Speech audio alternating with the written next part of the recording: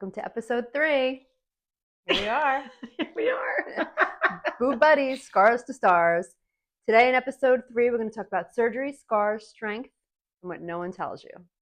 So you'll have a lot of people on your team, but I do have to be honest, I felt like there were a lot of things missing. The doctors are very, as they should be, medical, but if you don't ask the questions, sometimes they don't answer. And there's a lot of things I feel like women need to know that are facing this that really can only be told by people that have been through it. I agree. And everyone's journey is different. Yes. So somebody like Noreen, who is a physical therapist, might know the body mechanics of what to do and what not to do.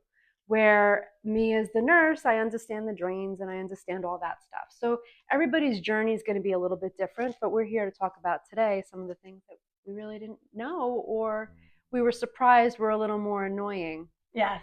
So let's start by just explaining a little bit about your options. We talked about lumpectomy last time, mastectomy, unilateral mastectomy, nipple sparing. But I want to talk a little bit more about the nitty-gritty. So when you decide you're going to have the mastectomy, there are a couple of decisions that, of course, the surgeon, this is going to be their primary area where they're going to focus and they're going to guide you, right? And you will have two surgeons. One will be a breast surgeon and one will be a plastic surgeon. So do you want to talk about implants versus no implants? Sure. Yeah. I mean, there's plenty of surgeries and the doctors will kind of guide you in the right direction. You should be aware of the different kinds of surgeries. Again, you can have a unilateral mastectomy, meaning that, all right, you found the cancer in the one side, you want to preserve your other side, and you're just going to take the one side off. And they can go in and they can reconstruct your mastectomy side. They can put an implant in. They can also take fat from its other areas and put it there. That's a deep flap surgery. So there's a lot of options. Those surgery types, sometimes I would say let the surgeon lay it all out for you. That's their specialty. Let them tell you the options because not everybody, let's say a deep flap, somebody like Noreen who has zero fat on her, might not be an option to take the fat from here and put it up there. So not every surgery is perfect for every person, but there's implant surgeries and then there's what kind of implants. So again, you speak to your surgeon about it, do a little bit of your own research because there's different implants, there's silicone, there's saline. Each surgeon has a preference and you want to ask that surgeon, why is that their preference? Is that a good alternative for me? I do think one of the misconceptions, and I'm probably going too fast too soon, is with the implants. Everyone's like, I don't want silicone, I don't want silicone. Well, that's fine if you want a saline implant. The saline implant is still enclosed in silicone. So you're still putting something in your body. Unfortunately, when you have a double mastectomy or a single mastectomy, if you choose reconstruction, you're putting a foreign body in there. And the one thing I will say about the silicone implants, which I was lucky enough to use the certain kind, they're called like a gummy bear. And I'm sure maybe some of the surgeons, because I think they were called gummy bear and then they weren't or whatever, but although they're made of silicone, if a hole is punctured into the implant, it does not leak. So it's solid, truly as if you cut into a gummy bear. So that people in the past, there was a lot of concern, right? There was a lot of concern about the silicone leaking into your body. So even if, and implants do rupture, we've both had that experience. We'll get to that. We'll get to that at a later date. But if that implant ruptures, it's not like you have silicone leaking through your body. Right. So there is still that big misconception. Right. But I'm going to take a little bit of a step back because there is another option about where does the implant go? Okay, so first I'm going to even take another step back and say you have your two surgeons. So basically your breast surgeon starts the surgery. They go in, they make the incision depending on if you are prophylactic, nipple sparing, if you have cancer, if you don't, that will determine where your incisions will be, and your surgeon will talk to you in detail about that. So that's a very individual case-by-case situation depending on you. After that, there's a couple of decisions. If you decide I do want reconstruction, because the trend now is a lot of women, even younger women, are opting to go flat because then you just have one surgery, you heal, little scar. Right, and that's it. Yeah. But the other options are that you can go direct to implant, which means basically the breast surgeon goes in, takes out all of your tissue, then the plastic surgeon comes in, they will put the implant in, sew you up. And that's one that's not done as much. No, it's not. And that's one of those decisions that the surgeon can only make, because sometimes people do not have enough skin, or they're just not ready for the direct implant, depending on chemo or radiation or all that kind of stuff, which is then we go to step 2, which is the more common, which is the tissue expanders. Right. And then the other choice, and you can talk about tissue expanders in a minute because I love your story, but the other choice, and again, the surgeon will talk to you about this, are we going to do the implant and expander on top of the muscle, or are we going to do it underneath the muscle? And again, that really depends on how much tissue you have, the look that you want, because sometimes I heard one of the surgeons say, oh, your skin is so thin, your breast is gonna look like a rock in a sock. A rock in a sock. If you go above the muscle. The other thing to consider is that if you do have cancer, and this is not prophylactic, and you go on top of the muscle, if that cancer does come back, if there are residual cells, and years down the road, we hope this never ever happens, but that lump will show up on the muscle, which is now under the implant, and it's a lot harder to detect. So do you want to talk about tissue expanders? So yes. So basically, and firsthand, this is how you had tissue expanders also. So I went in for my double mastectomy, and I knew I was coming out flat. I was not getting a direct implant put in. They put in the tissue expanders, and how I like to explain it is they basically put in these balloons, and then had a little port. And I think they put about 100 cc's of fluid in. So I wasn't completely flat, but I was flat. And you end up going every 2 weeks, and the doctor puts in another 100 cc's, another 100 cc's, and then you wait and what it does is it creates the area, a capsule, and it creates an environment where the implant will be ready to be put in there. So every 2 or 3 weeks you go, and your surgeon or their staff puts some fluid in.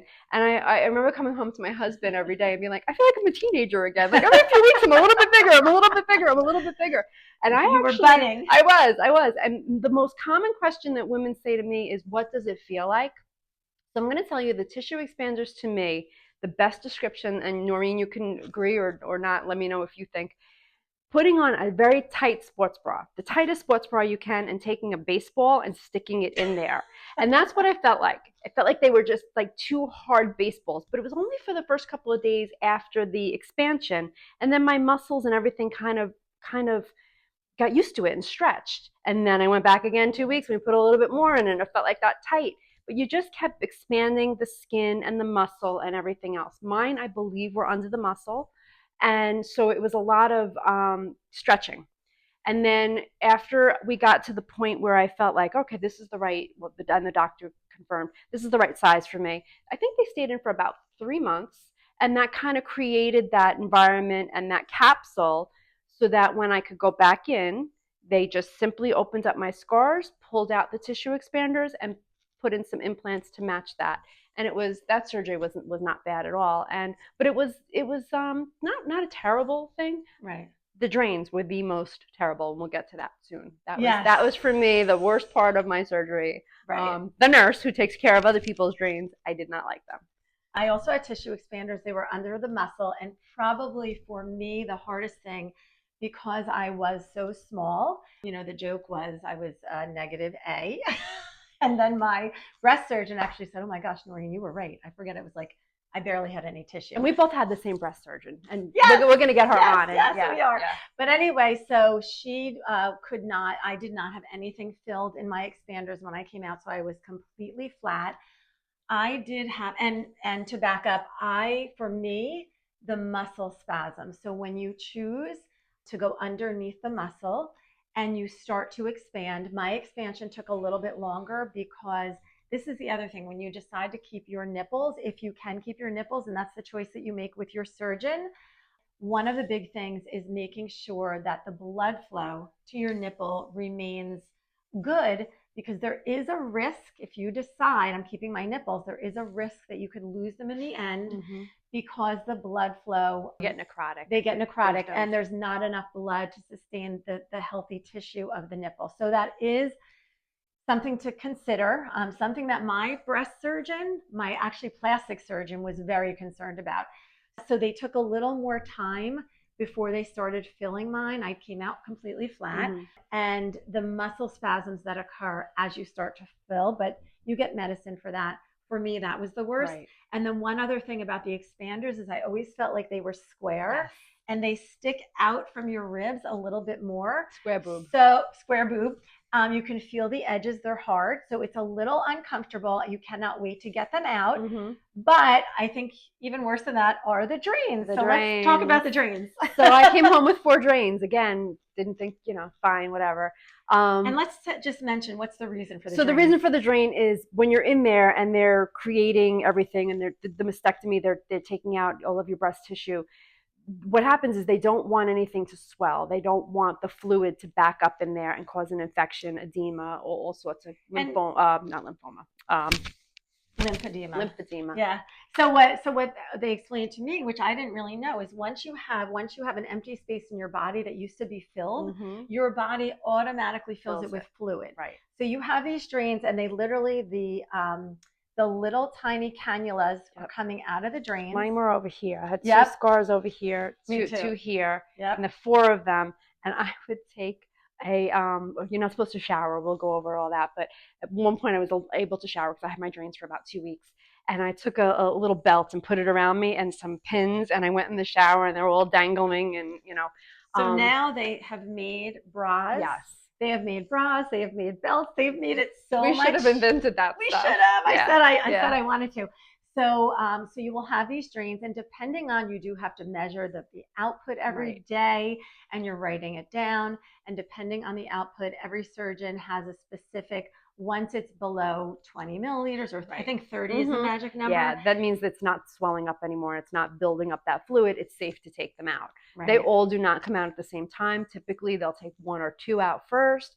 Then, because the other drains might still be draining more. So, I remember going, I'm getting my drains out. And then I walked out with 3 instead of 4. I know. And I was like, I'm getting them out. And I walked out with 2 instead of 3. And so they were just 1 by 1 by 1. But I had 1 left for 4 weeks. Yeah. I think I was at like 3. It was, They're but anyway, you're taking out that fluid and you're measuring, like Noreen said, and then when you go to the doctor, they look at it and they say, okay, well, you have still too much fluid, we can't take it out, or there's hardly anything. Do not lie about that. I'm going to say that. Oh yeah. Do not lie about that, because if you say, oh no, there's been hardly anything, and the doctor believes you, that is going to cause a problem for you. So as much as they are uncomfortable, do not lie about how much fluid is coming out of them. Right. And each step, I always say to people, right, so after you have any kind of surgery, the pain increases for 3 days and then it gradually decreases. So those first 3 days, typically what happens is you get what's called a nerve block, and now they're long acting nerve blocks.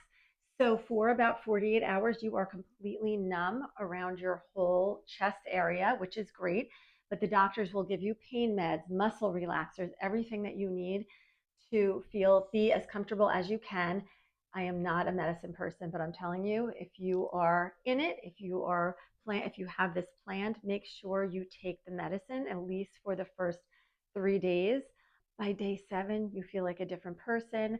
Once that first drain comes out, oh my gosh, you feel like a different person. There are so many steps along the way. And this, I guess, is what I wish. Well, you had told me so much, but even when people tell you until you're going through it, there are so many little steps that you have to get through, so many little hurdles, but every step, you're closer to feeling back to yourself, right? So what do you think? What is one thing that you wish you knew beforehand? Can you think of anything? I can, and it's the one thing that I tell every person that calls me for an opinion. And it is that whether you have, obviously, if you have full mastectomy, nipples off, obviously, then there's no nipples there to have feeling. But if you have the nipple sparing single or double mastectomy and your nipple is there, yes, aesthetically, it's pleasing. Aesthetically, you look at it and you're like, oh, okay, I'm kind of resembling how I looked. There is no feeling to those nipples.